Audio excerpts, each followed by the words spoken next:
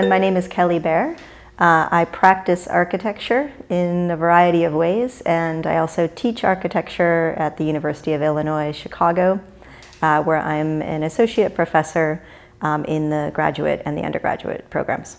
I grew up in, not around architecture necessarily, but my father was he owned a company that made roofing supplies, and so he always came home smelling like asphalt. And so I knew quite a bit about roofs and how roofs go together. And then my mother was an interior designer later in her career. So I was around a lot of like wallpaper books and things like this growing up. I also went to a high school that had a pretty robust program that allowed kids with no experience in anything to actually work in the careers that they thought that they wanted to do. And so I worked in a kitchen and bath remodel shop in the town that I grew up in, just outside of Detroit. And they kind of specialized in these watercolor representations of kitchen and bath elevations. And so I learned how to kind of represent things in elevation quite well at a young age in high school. And I immediately decided to do architecture and study that in college, and then of course graduate school after that. Well, at the time I thought I wanted to do architecture, but I also wanted to get very far away from the Midwest. And I was really interested at the time in snowboarding. So I did a lot of really terrible Midwestern snowboarding back in those days. And so I had my eyes set on the University of Colorado, not for their architecture program, but for their mountains. Of course, my family had hoped that I would go to the University of Michigan, which has a great architecture program, but I was pretty committed to doing architecture, at least trying it as an undergrad, and Michigan didn't start their program until 2 years in. So you did kind of liberal arts course or curriculum until 2 years, and so I chose Colorado for one reason, and then also I was able to start architecture in year one, and it was a 4-year degree, which was technically an environmental design degree, and with a major in architecture. And at the time, I mean, I didn't stay in Colorado and practice. I would have loved to have stayed in Colorado and lived, but it wasn't the place for me to practice architecture ultimately. But they were really at the forefront at that time, and probably still are, of kind of sustainability practices and things like this. So a lot of my kind of early educational career was much more geared towards the environment as a whole, maybe from a kind of Banham standpoint, as opposed to like architecture, the capital A. Yeah, I mean, I probably have two. I have the place I was born, which would be Detroit, just outside of Detroit, Michigan. And so I see myself as a Midwesterner. I don't really see myself as that, even though now I have returned to the Midwest, but I had a very long span where I was out west. From Colorado, I moved on to Los Angeles. I left Colorado probably 2 days after I graduated from there because I had a taste of Los Angeles architecture by going to SCIARC for a semester there in my senior year. So essentially I came back to Colorado, graduated, and went straight back to try to do the things that I had tried to work in the environments that I had seen there.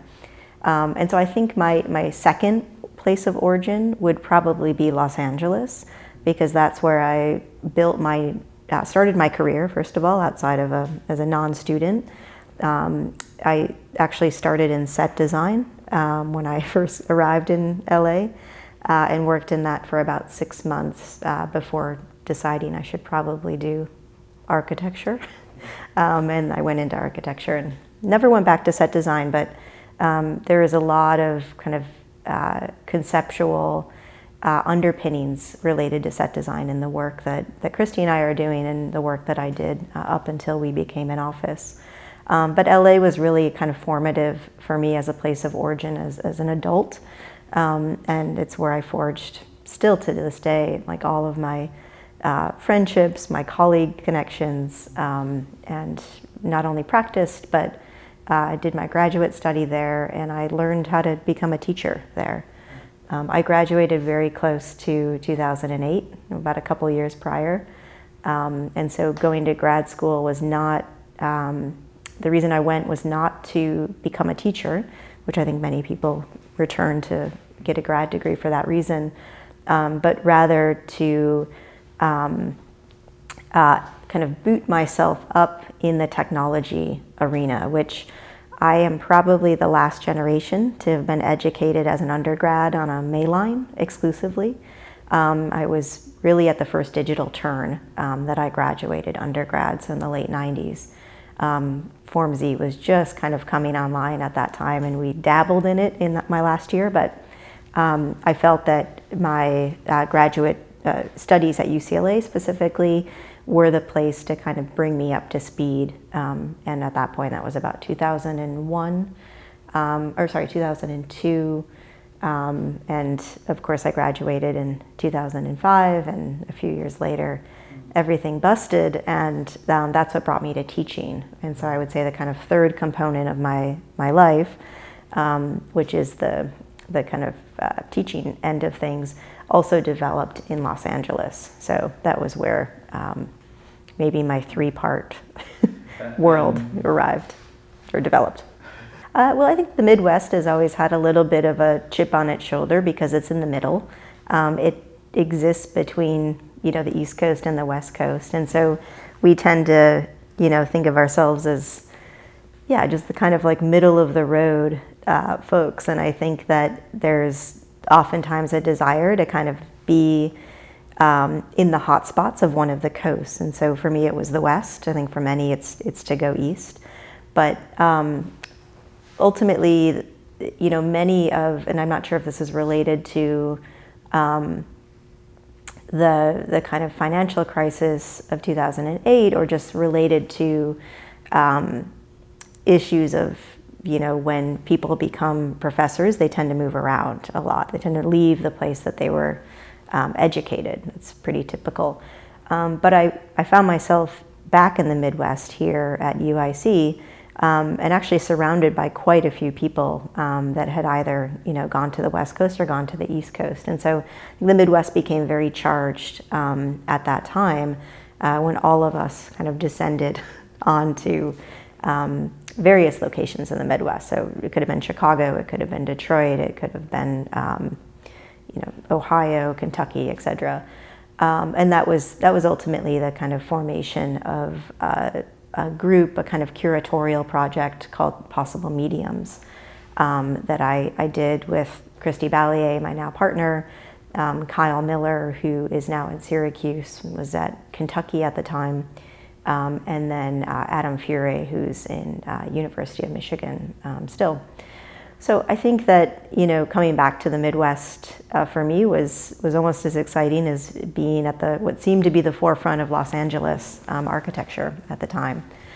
I would say LA still, it has its stereotypes, and I do think I spent 13 years there, and I do think I've always said, well, not always, but after about a decade there, I said it's more than the sum of its stereotypes.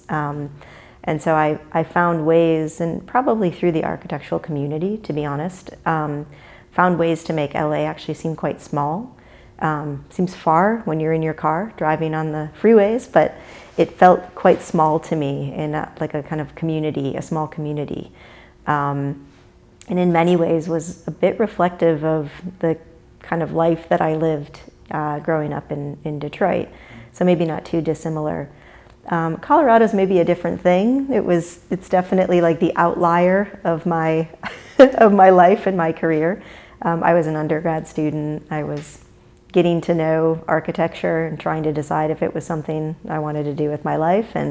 But I was also into many other things. I was very much into music. I traveled all over the place to hear different bands, and then also, the lure of the mountains were there. So it's quite a recreational place, and it's definitely a place that doesn't have the same kind of ambition and drive and energy that maybe the Midwest, Detroit specifically, and Los Angeles have. But that's the reason that I love it, and still to this day kind of would love to live there again, but might not give me the kind of, let's say, drive that I need to keep the architecture practice and the teaching going. Yeah, I think mentorship, I can't remember high school. Just remember being told to go, work here and see if you like it. I'm sure there were mentors, but the maybe first set of mentors I can remember was in my second year of undergrad at the University of Colorado, and there were two guys there that were the outliers of the faculty. So they were the ones that were not totally tripped up on, purely sustainability issues, but were doing some really weird design things. They were doing a lot of like mixed media, swinging video cameras from strings and letting models like twirl around the camera, just like weird, kind of almost like art practice based things with their studios. And it was the first time, and I think this is why I like teaching second year undergrad so much now, is it felt like the first year where architecture clicked for me, and I could see myself doing it for a lifetime. And part of it was that the kind of creativity, the aspect of creativity was introduced to me, and it wasn't just about kind of pure problem solving. And so those two faculty members, they didn't last very long at Colorado. They went on to do crazier things, like open a new school in South Dakota. That was Brian Rex.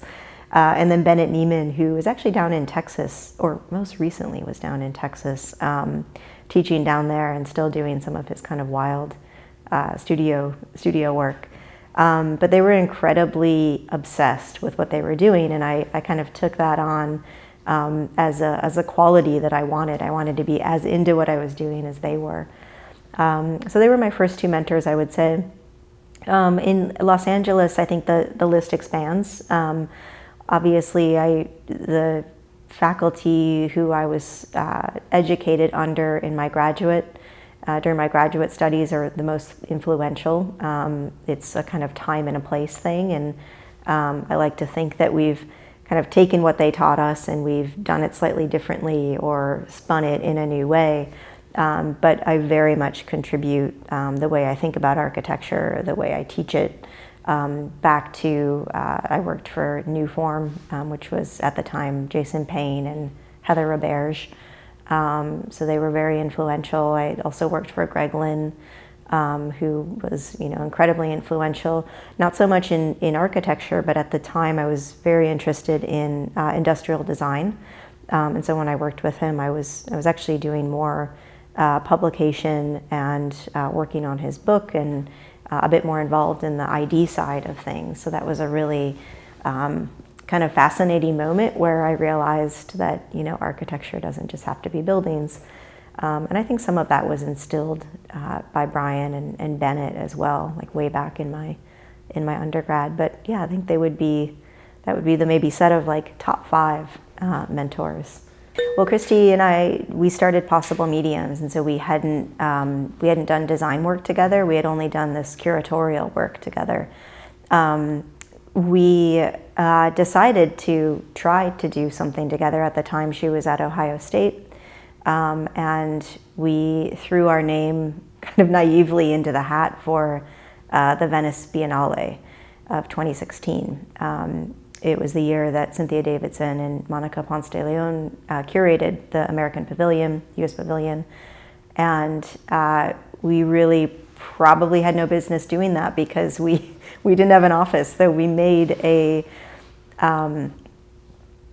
look like we had an office. We made a logo. We talked about the real work that we had done together, but we really had to show our individual practices work. And at the time, she had BairBalliet Studio, and I had Central Standard Office of Design. So we were doing our own work up until about that point, and even a little bit beyond that.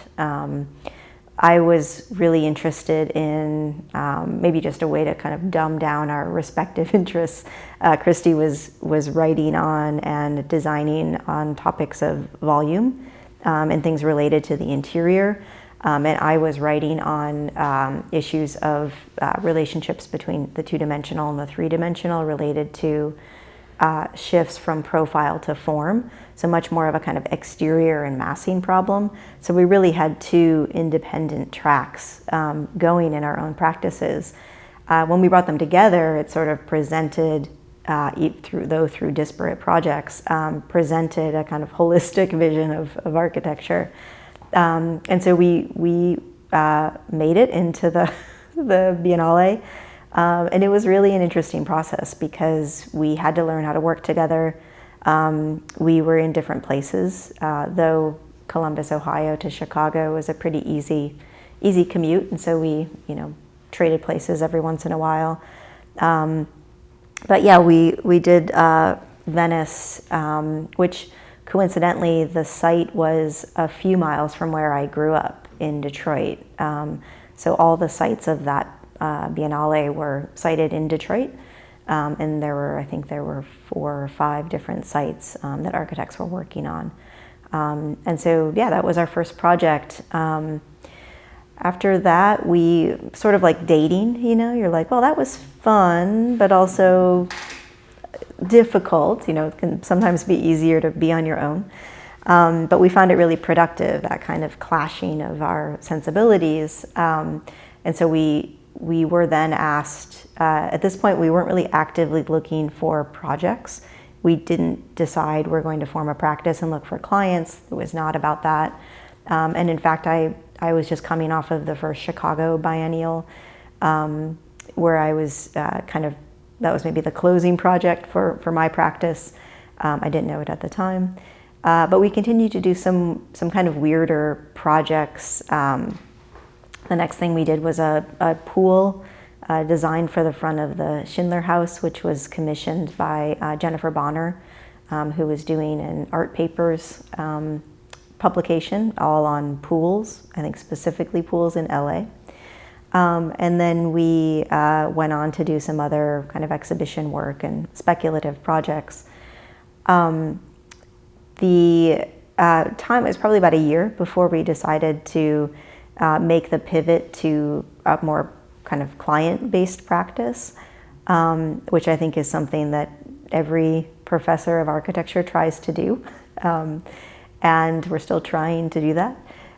We were quite successful with Chicago clients. Los Angeles has been a little bit more tricky, though, as Christy is there longer and her network builds, it's becoming a bit more fruitful. But it was sort of funny because we never overlapped in LA. We did overlap in LA. We were both at UCLA at the same time, but we were in different programs. So I actually didn't know her there.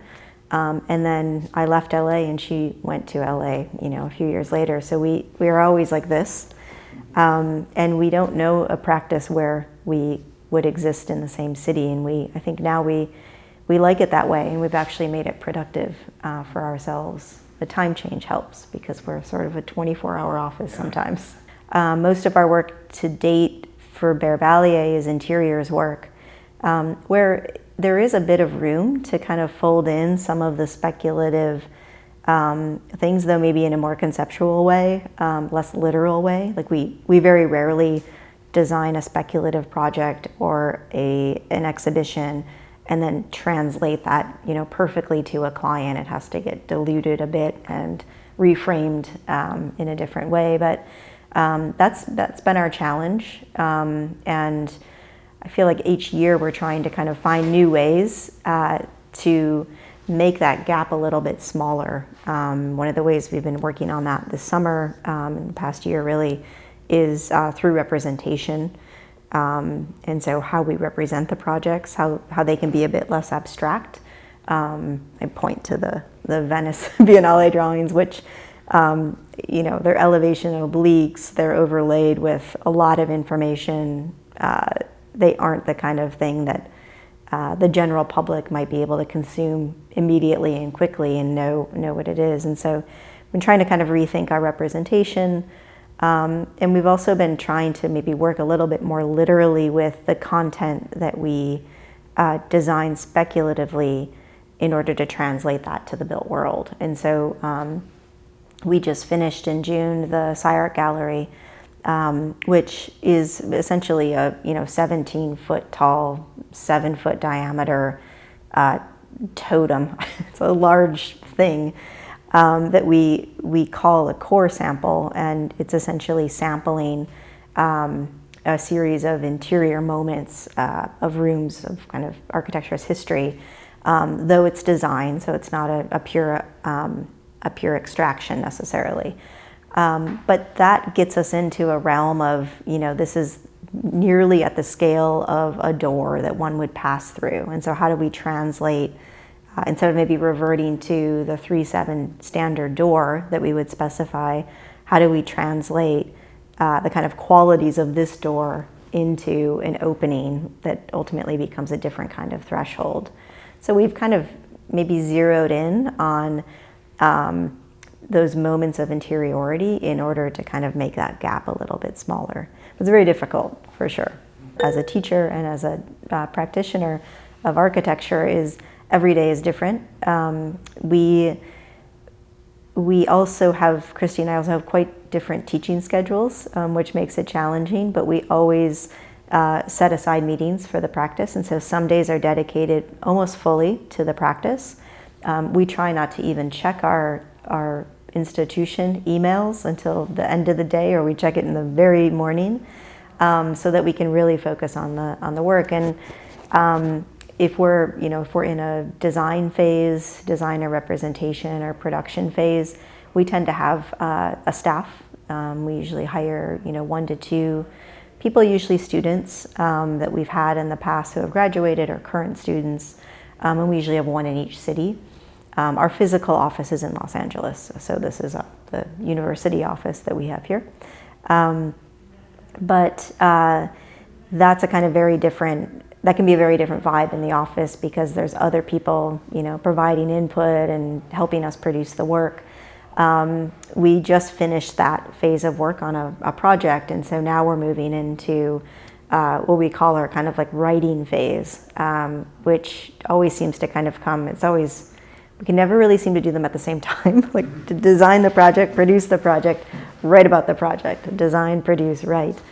But right now we're in a kind of writing phase, and we're actually writing a grant and finishing. We have a log review on the SciArc show coming out in the next issue, and so kind of finishing touches on that. So sometimes we're writing, and we've had to figure out ways in which 2 people can write together and sound like a single voice. So that's also been a challenge, but it's something that, over time we've kind of figured out how to do. And there's a lot of, I'll start something and hand it off, kind of telephone game, and then it comes back, or she'll start something and hand it off. And so, yeah, we could be at any sort of phase of work.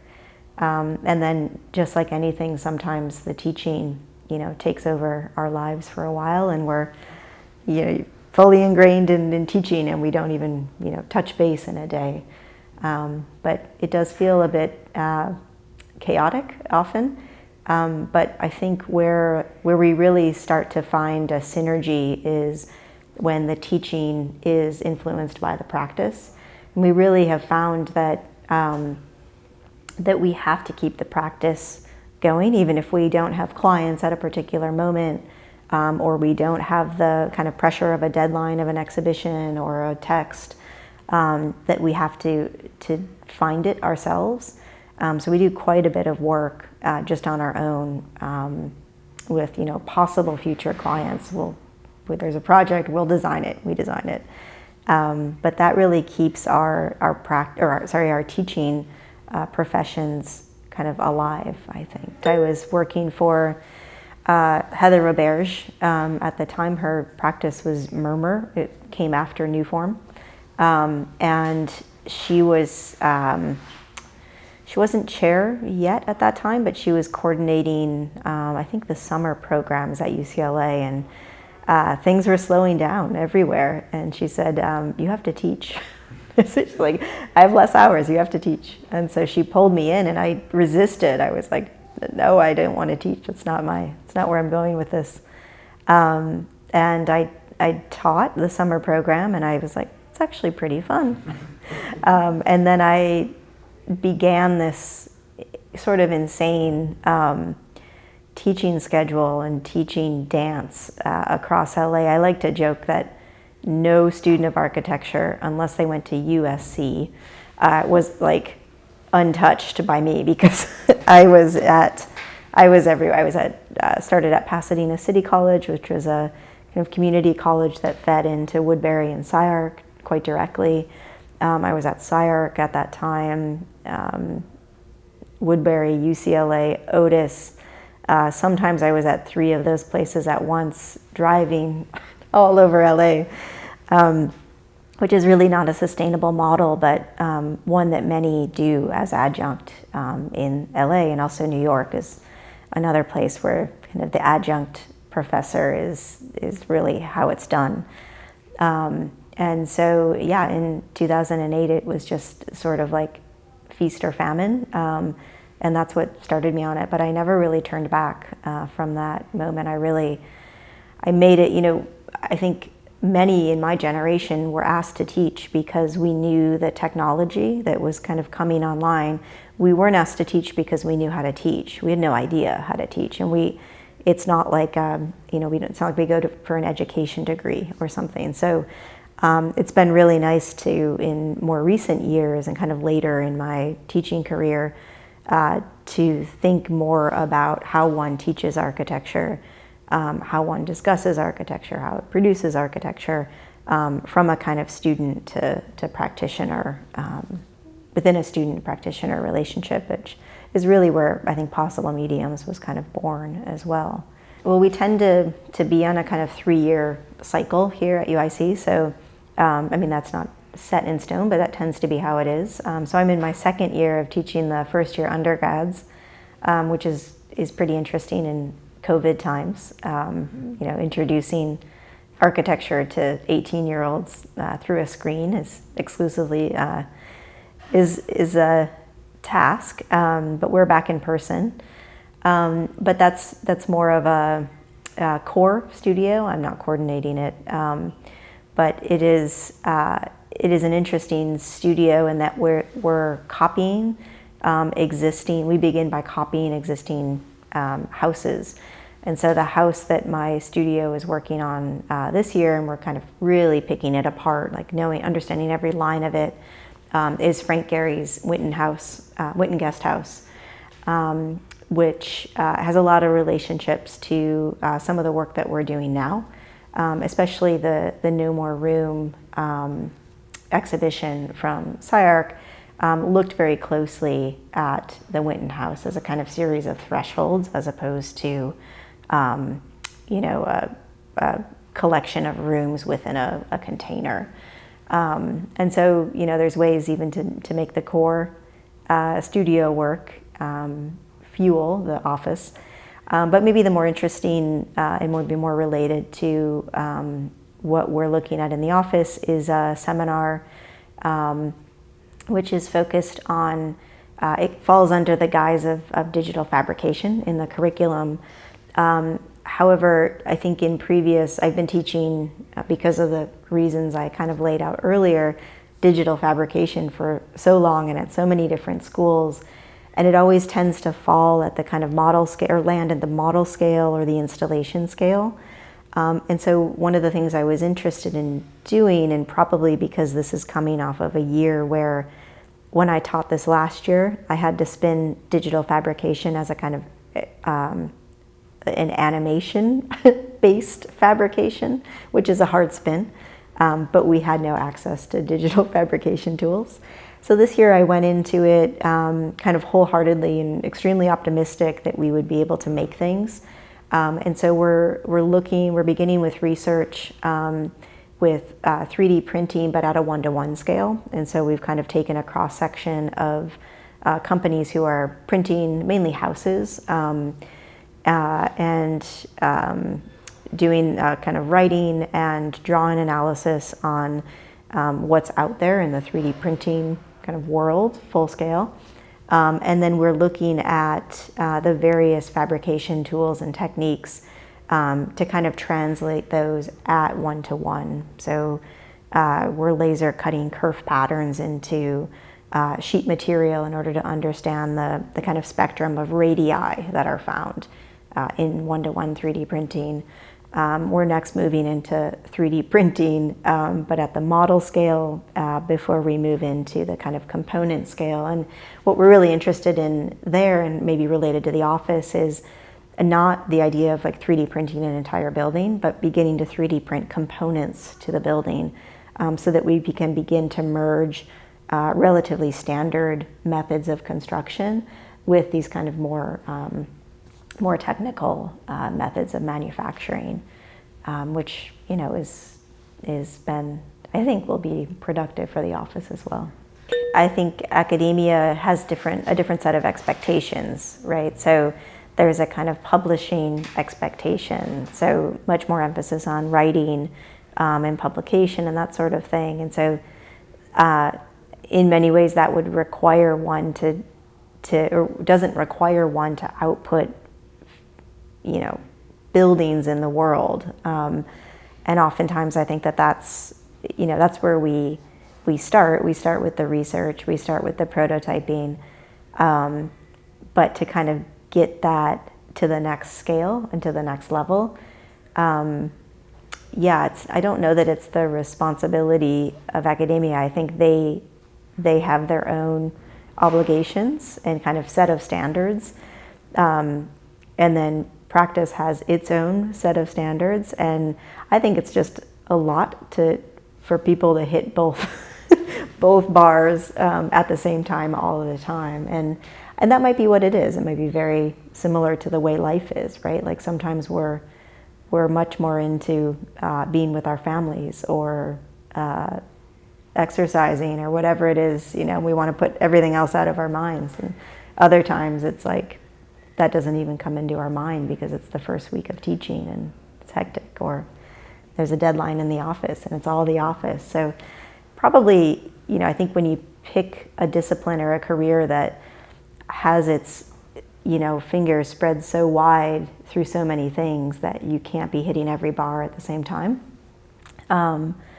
But I think it's valuable to try, at least two of the three. Yeah. I think in maybe a couple of decades ago, when you worked for the big office, you either stayed at the big office or you broke off on your own and you brought a chunk of that office with you, and that became a kind of a stronger foundation, for the infrastructure for, let's say, a medium-sized office.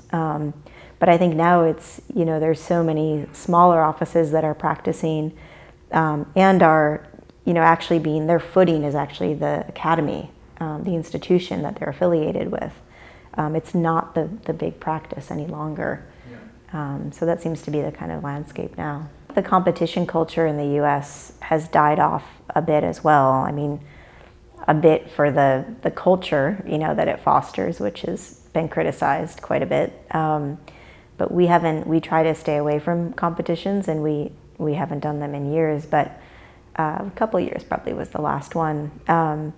But it seems just less common now in the US, and probably because most competitions that an office our size would be competing for is not the large museum, right? Like that's going to be left to Gensler and SOM right off the bat. So, we don't have a chance. But yeah, that competition culture, I mean, again, I don't know if I've just moved past it in my career and I don't have my finger on that pulse any longer, or it just does seem to me like I don't know that many offices in my generation and of my size that are really competing anymore in competitions. I mean, I think one of the things that's been the hardest to learn is bridging that gap between teaching and practice. I think that we've had successes in many things, like things that we've made goals and we've achieved them, and it feels great. But I think the bridging that gap, and I think it's something that so many architects contend with, especially those that teach and practice. We always feel like we're kind of respinning it and rethinking it. And for us, that's almost like as valuable of work for the office as the work itself. And And so, because it's forced us to rethink, how we draw, how we render, how we talk about the work, the kinds of projects that we go after. So yeah, I think that's been the most difficult part, and I would say the thing that we haven't quite figured out yet. We figured out in certain ways, but not quite, maybe not quite the ways that would be ideal for our practice.